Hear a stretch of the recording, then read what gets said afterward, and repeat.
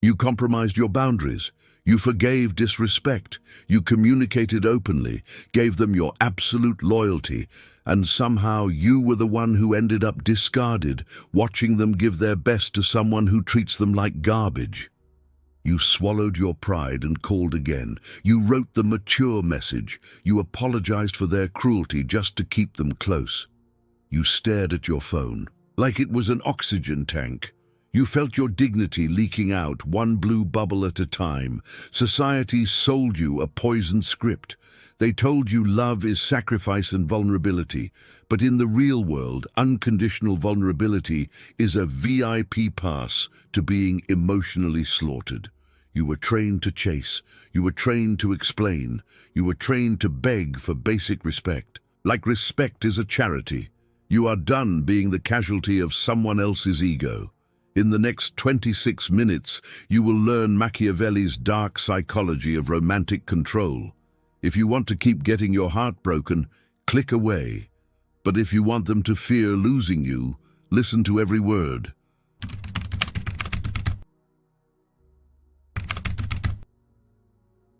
That quote isn't edgy. It's a map of relationship dynamics. You were taught to build everything on love, but you ignored the other impulse, and that is exactly why you were replaced. Not because you weren't enough, because you were too available, too explainable, too reachable, too certain. Did you know human beings are biologically wired to feel contempt for anything that is too easily obtained? Here's the forbidden truth.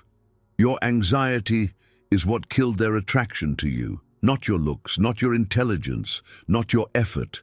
Your anxiety, your need, your chasing, your constant emotional investment that told them silently, precisely, tactically, you can treat me any way you want, and I'll still be here. And before your conscience tries to interrupt, no, this is not about becoming cruel. This is about manipulation defense. This is about power dynamics. This is about psychological warfare in a world where affection is currency, attention is leverage, and your presence is either a privilege or a free sample. What I'm going to do is answer the forbidden question you've been avoiding because it sounds too cynical to say out loud. What is the exact psychological mechanism that makes a person lose all respect for you the moment you confess your unconditional love? And then I'm going to give you the antidote: weaponized detachment. Emotional detachment that isn't numbness. Emotional detachment that is strategy. Silence that isn't weakness. Silence that is domination. Absence that isn't punishment. Absence that is the only language exploiters understand. In this video, you will learn how to stop chasing without becoming toxic. You will learn how to stop begging without becoming cold-hearted. You will learn how to become the kind of person whose leaving creates panic, not because you manipulate, but because you finally control your own access. If these ideas resonate with you, hit that subscribe button for more top-tier content. Also, drop a never chase in the comments so I know you're ready. Let's dive in. You want the mechanism? Good, because once you see it, you can't unsee it. Respect collapses when your value becomes non-negotiable to you, but negotiable to them. You think you confessed unconditional love, and they should have felt safe. You think you showed loyalty, and they should have appreciated it. You think you were real, and they should have reciprocated. But the human animal does not read your words. It reads your leverage. In dark psychology, attraction is not built on reassurance. It is built on perceived value under uncertainty. It's not romantic, it's evolutionary, it's ugly, it's real. Look at your past relationship dynamics. The moment you showed you were afraid to lose them, you lost them. Because fear of losing them communicates something your mouth would never dare admit. That you believe they are above you in the power dynamics. And once someone senses that they can extract more from you than they give back, time, attention, forgiveness, sex, labor, emotional soothing, they stop respecting you as a partner and start using you as a resource. You don't get devalued because you love too much. You get devalued because you loved with no price. Unconditional love sounds noble, but in relationship dynamics, unconditional access is what destroys polarity. Polarity requires tension. Desire requires distance. Respect requires consequences. Did you know that scarcity is not a marketing trick? It's a biological filter. Your brain evolved to chase what it could lose. You don't obsess over what you own. You obsess over what might disappear. So when you confess unconditional love, when you say, "I'll always be here," when you show that your boundaries can be negotiated by tears, excuses, or silence, you remove the only thing that keeps their nervous system alert: the risk. No risk, no respect. And you can feel it when it happens. You can feel the shift when their texts slow down. You can feel it when they start forgetting plans. You can feel it when they act annoyed by the affection they used to beg for. You can feel it when your compliments stop landing. You can feel it when they start punishing you with distance, because distance is the only weapon they have left once they know you're addicted to them.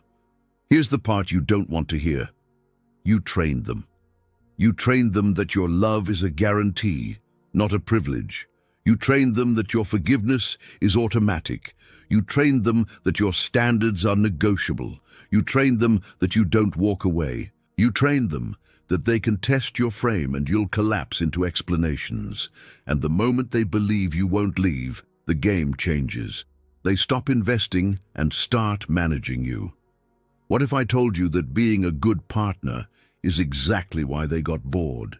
Not because goodness is unattractive, because goodness without boundaries reads as low self-worth. And low self-worth is an invitation. In dark psychology, it's not your kindness that repels them. It's your lack of self-prioritization. But understanding their loss of respect isn't enough. You must master the next layer, the asymmetry of desire.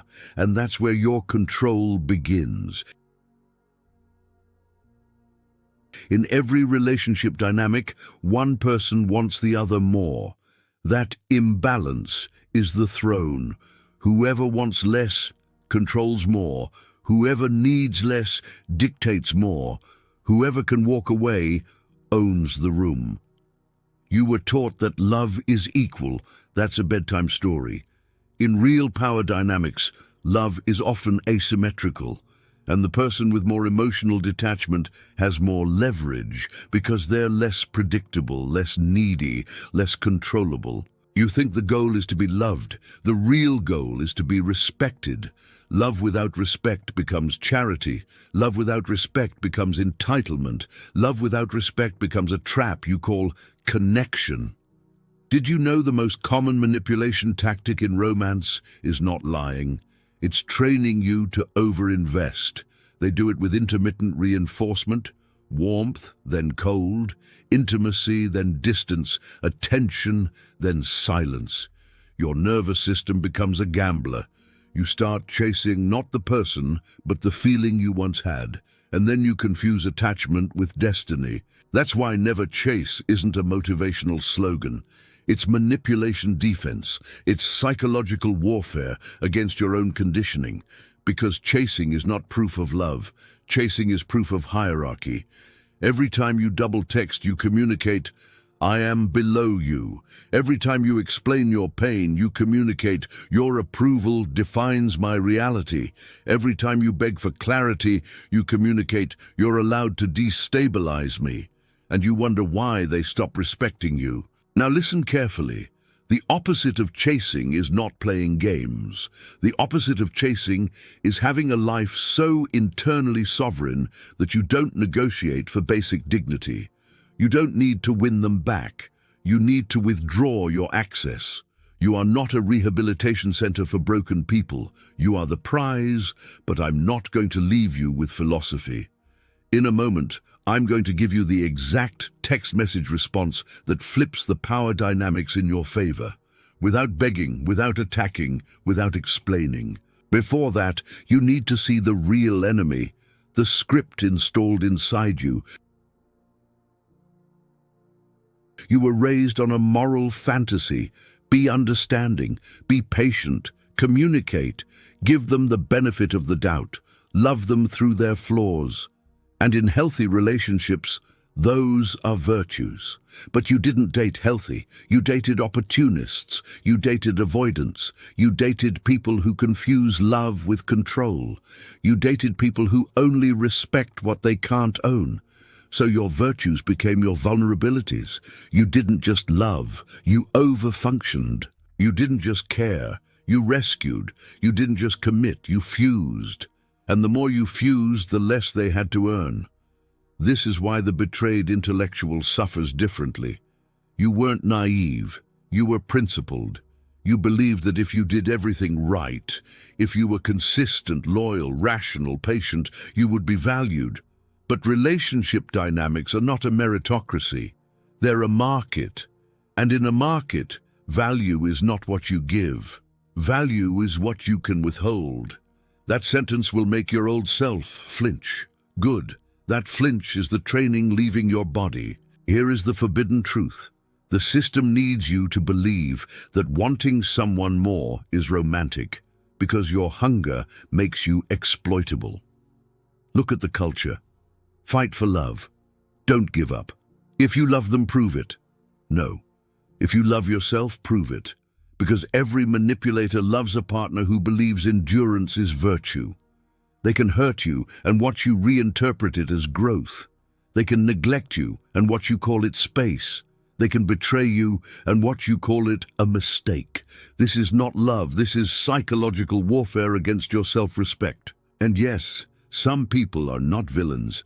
Some are simply immature. Some are simply avoidant. Some are simply selfish. It doesn't matter. Your strategy cannot depend on their goodness. Your strategy must be manipulation-proof. So here's a hard question you've avoided. Why did you tolerate what you would never recommend to someone you love? You tolerated it because you were afraid that demanding respect would cost you connection. You were right. It will cost you the wrong connection. And that is the point. Later we will discuss the walkaway protocol, the most terrifying move you can pull on a manipulator, because it doesn't threaten them, it replaces them. But first you need the core weapon, emotional detachment. Emotional detachment is not pretending you don't care. Emotional detachment is caring without surrendering. It's the internal posture that says, I can love you and still leave you. That sentence is the spine you never had. You were taught that leaving is cruelty, that boundaries are cold, that silence is punishment. But Machiavelli understood something your therapist might be too polite to say. Power dynamics do not respond to explanations. They respond to consequences. You don't change someone's behavior by telling them how you feel. You change their behavior by changing what they get. Access, attention, availability, affection, support, forgiveness, sex, time. These are not nice gestures. They are strategic resources. And you've been donating them to someone who treats you like a guaranteed supply. So here is the tactical advantage your emotionally reactive competitors will never have. You will learn to withdraw without drama. Drama is still attachment. Anger is still investment.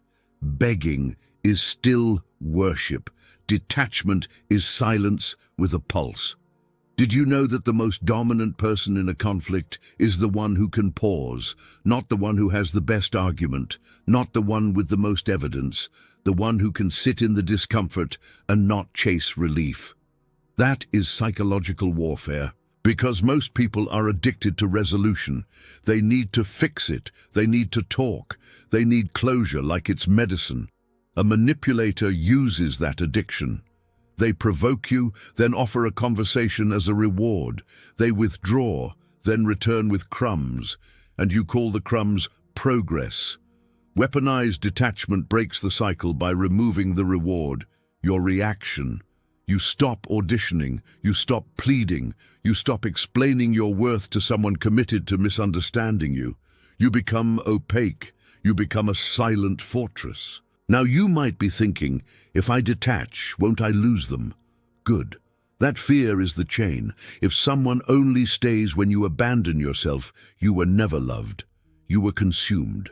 And when you master this next move, they will be the ones experiencing sleepless nights, not because you play games, but because you finally stop being predictable. This brings us to the asymmetry lever, scarcity. Scarcity is not cruelty. Scarcity is reality. Your time is scarce. Your attention is scarce. Your emotional bandwidth is scarce. So why do you give it like it's infinite? Cialdini called it the principle of scarcity. In dark psychology, it's one of the most reliable pressure points in the human mind. People assign higher value to what is less available, especially when availability used to be guaranteed. That's why never chase works. Chasing increases supply. Supply lowers value. Lower value invites disrespect. This is not a moral judgment. It's a mechanism, and this is why your unconditional love confession triggered contempt. Because it increased your supply to infinite. It told them, no matter what you do, you will not lose me.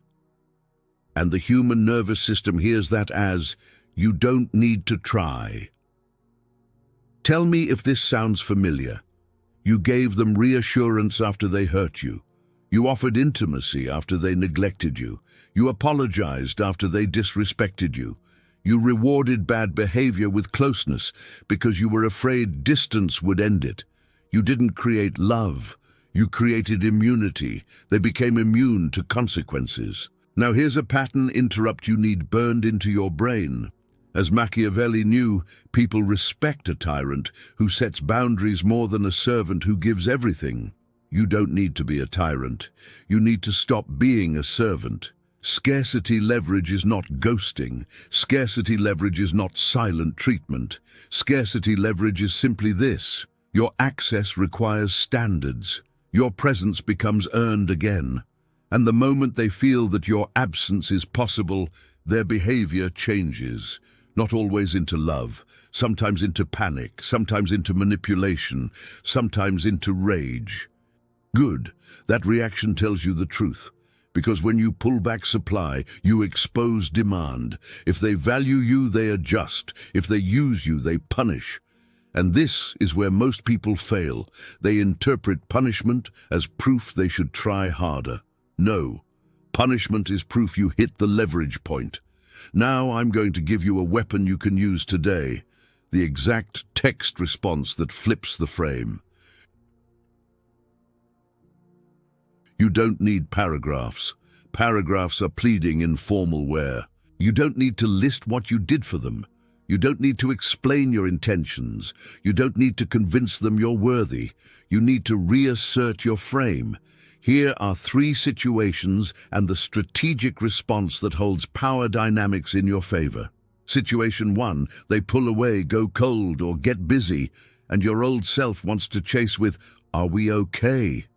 Your response is calm, clean, and final. You seem distant. I'm going to give you space. Reach out when you're ready to be consistent. You are not asking. You are informing. You're not punishing. You're withdrawing, and you're doing it with emotional detachment. Situation 2, they disrespect you, then minimize it. They say you're too sensitive. They act like you're irrational for having standards. Your response, that doesn't work for me. If it happens again, I'm out. No debate, no therapy session, no courtroom, just a boundary with an exit. Situation 3, they breadcrumb you. A random "hey stranger," a late night "you up," a vague "miss you" with no investment. Your response, what are you looking for? And then you wait. You don't fill the silence. You don't rescue the conversation. You don't chase clarity, because you are not grateful for crumbs. Did you know the most powerful word in relationship dynamics is not "I love you"? It's no. No to disrespect, no to inconsistency, no to being an option, no to emotional chaos. And your no must be credible. A boundary without enforcement is a request. A request is negotiable. Negotiable standards are not standards. Now you might be tempted to seek closure here, But do not make the fatal psychological error in step 4, because when you go looking for closure, what you're really looking for is permission to stop hurting, and manipulators sell permission at a premium. They will give you a conversation that changes nothing. They will give you tears that reset the cycle. They will give you words that keep you in place. So next we move to the thing that makes detachment terrifying to them, the walk-away protocol. This is where you become dangerous, not loud, not dramatic, dangerous. Most people threaten to leave, they announce it, they weaponize it, they beg while threatening. That is still chasing. The walk-away protocol is quiet. It has 4 steps. If you skip one, you'll relapse into the old role. Step 1, you identify the pattern, not the event. You don't leave because of one bad day. You leave because of consistent disrespect, consistent neglect, consistent manipulation. Your mind loves exceptions. Your mind loves potential. Your mind loves the fantasy version of them. You stop dating potential. You start assessing patterns. Step 2, you state the standard once, not 10 times, not 20, once. I need consistency and respect. If that's not what you want, that's okay, but I won't continue. Step 3, you remove access the moment the pattern repeats. Not next week, not after one more talk, not after one more promise. The moment the pattern repeats, you act. This is the part that turns you into someone they can't control. Because control requires delay. Control requires hope. Control requires your willingness to keep investing while they keep withdrawing. Step 4, you do not return for explanations. No, just checking in. No, I miss you. No, can we talk? No, I want closure. You grieve privately, you build silently, you detach completely. And this is the moment their nervous system panics, because they didn't lose you through a fight they could win. They lost you through a door that didn't slam. It just closed. Look at your past relationships. The moment you tried to fix what they broke, you taught them they could break it again. Now you stop fixing, you start selecting. And if you master this next dark psychology hack, you will watch a strange phenomenon. They will suddenly realize what they lost. Sometimes they come back with affection. Sometimes they come back with guilt. Sometimes they come back with grand promises. Sometimes they come back with rage because your detachment humiliates their sense of control. Which brings us to weaponize silence in conflict, how to win without speaking. Most people talk to relieve anxiety. You talk to feel safe. You talk to be understood. You talk to repair. But in psychological warfare, talking is often surrender, because every word you add is more data for them to manipulate.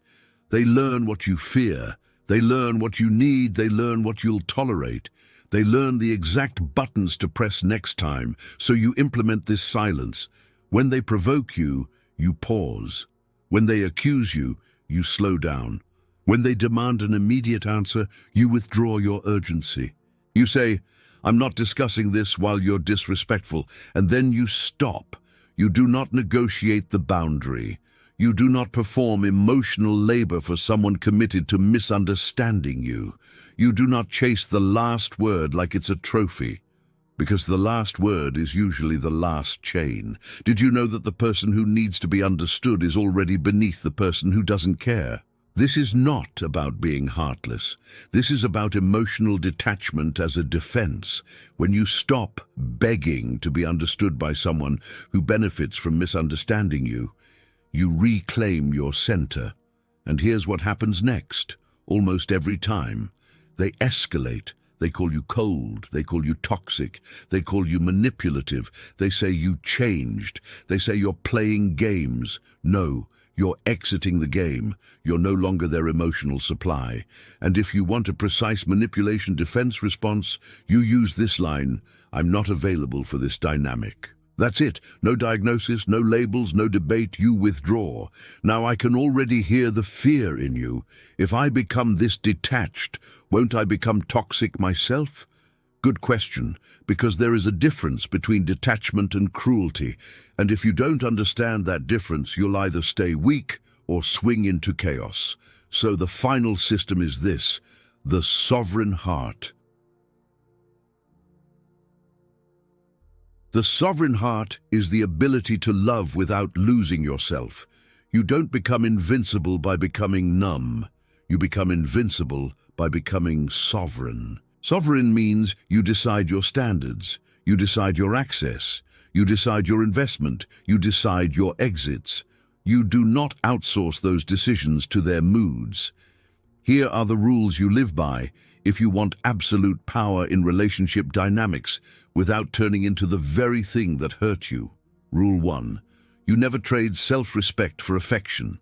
Affection is cheap, respect is rare. Rule 2. You never reward inconsistency. If they show up halfway, you don't meet them there, you don't appreciate the effort, you don't celebrate crumbs, you observe without engagement. Rule 3. You do not confess unconditional love to someone who has not earned unconditional access. Unconditional love can exist in your heart. Unconditional access must be earned through behavior. This is the exact mechanism you were missing. When you confess unconditional love, you collapse the price. When the price collapses, investment collapses. When investment collapses, respect collapses. And when respect collapses, betrayal becomes easy. Rule 4. You become willing to disappoint. This is where most nice people die. You were trained to be agreeable, to be flexible, to be understood. But the system needs you to fear being the villain, because that fear keeps you controllable. Your freedom begins when you accept that some people will call you cold simply because they can't use you anymore. Rule 5. You select based on behavior, not chemistry. Chemistry can be a trauma response. Chemistry can be intermittent reinforcement. Chemistry can be the nervous system, confusing danger with desire. You stop worshipping sparks. You start demanding structure.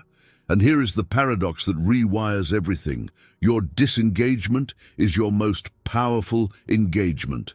Because when you stop chasing, you stop validating their inflated sense of worth. When you stop begging, you stop confirming their superiority. When you stop explaining, you stop feeding their control. You become the one who can leave, and the person who can leave holds the real power dynamics. Before we finish, there is one critical sign that proves they are testing your frame, and here is how you pass it. When you set a boundary, they will often accidentally violate it. Not because they forgot, because they're measuring you. They want to know if your standard is real. So you pass the test the only way that matters. You enforce without emotion. You don't rage, you don't threaten, you don't lecture. You simply remove access, you cancel the date, you end the call, you stop replying, you step back, calmly, precisely, coldly. And if they adjust, you observe over time. If they don't, you exit completely. You do not stay in a power dynamic that requires you to suffer to be loved. Now let's close the loop. You started this video believing love required you to surrender your power. You are leaving as a master strategist who knows that power is the prerequisite for respect. Never chase, never beg. The moment they threaten your peace, you remove their access to your life. Drop "never chase" in the comments. Make it public. Make it real. And subscribe if you are ready to rewrite the rules of the game and reclaim your sovereignty. We are building an alliance of untouchable minds, people who don't get used, don't get played, and don't apologize for having standards. And if you want to know the 7 signs that you are dealing with a covert narcissist in your life, click the video on screen now. See what others miss. Know what others fear. Become who others can't.